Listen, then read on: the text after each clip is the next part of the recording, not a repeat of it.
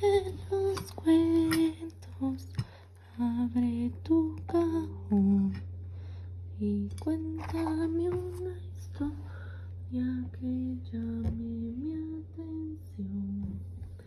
El día de hoy continuamos con la historia de Moisés. Dios llamó a Moisés desde la zarza ardiente, y Moisés obedeció a Dios y se fue a Egipto como Dios le había ordenado. ¿Qué hicieron Moisés y Aarón al llegar a Egipto? Se presentaron al faraón. Se imagina la cara del faraón al ver a Moisés, pero Moisés iba confiado porque Dios estaba con él. Además, tenía a su hermano Aarón que lo acompañaba. ¿Qué le dijo Moisés al faraón? Que Dios, el Dios de Israel, quería que dejara salir a su pueblo de Egipto. El faraón se enfureció. ¿A cuenta de qué voy a hacer yo caso a ese Dios?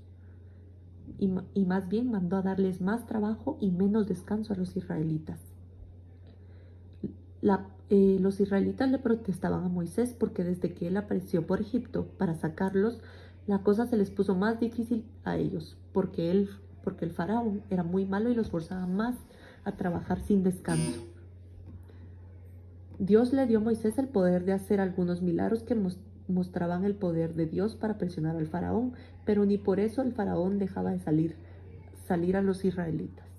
¿Cuáles fueron algunos de estos milagros? El agua del río se convirtió en sangre. Hubo días de oscuridad. Hubieron plagas de insectos voladores, de ranas por todos lados. Los ganados se morían. Pero nada de estos daños convencía al faraón de que Dios quería que su pueblo saliera de Egipto. ¿Qué fue lo que hizo que el faraón dejara salir a los israelitas? Hasta que comenzaron a morir los hijos de los egipcios, y solo con la muerte del hijo del faraón, se convenció de que tenía que hacer lo que Dios estaba ordenando. Entonces Dios le ordenó que una noche cenaran cordero y que prepararan pan sin levadura, como que fuera una galleta, y que estuvieran listos para salir de Egipto todos en cuanto se diera la orden.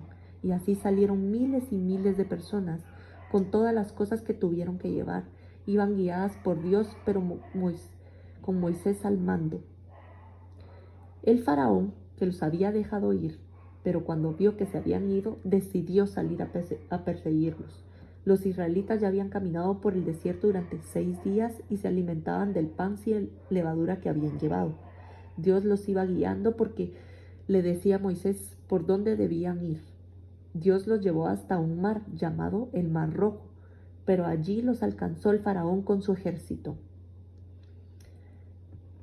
Estaban atrapados, eso creían ellos, y eso también creía el faraón, pero Dios los había llevado hasta ahí, y Dios los iba a sacar de ahí de alguna manera. Entonces, ¿qué hizo Dios?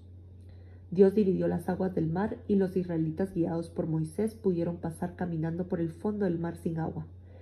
El agua hacía unos muros inmensos de un lado y del otro, por donde iban pasando todo ese gentío.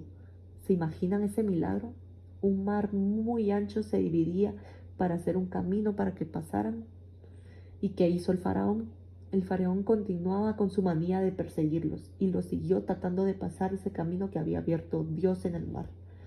Entonces, mientras pasaban los israelitas, el mar estaba abierto, pero cuando comenzó a pasar el faraón con su ejército, el mar se cerró sobre ellos y se ahogaron todos en el agua profunda.